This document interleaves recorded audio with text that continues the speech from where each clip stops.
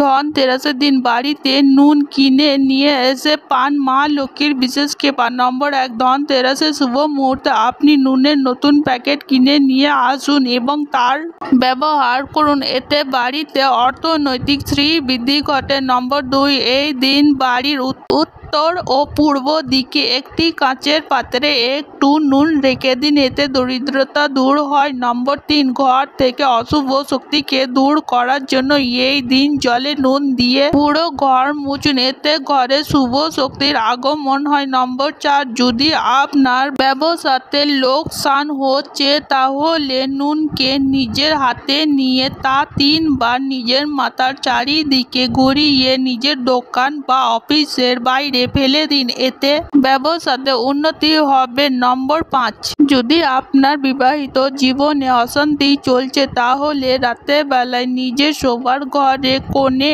একটু নুন রেখে দিন, এতে লড়াই ঝগড়া কমে যাবে এবং আপনাদের মধ্যে প্রেম ভালোবাসা গড়ে উঠবে। সবাই বলো জয় মা লক্ষ্মী।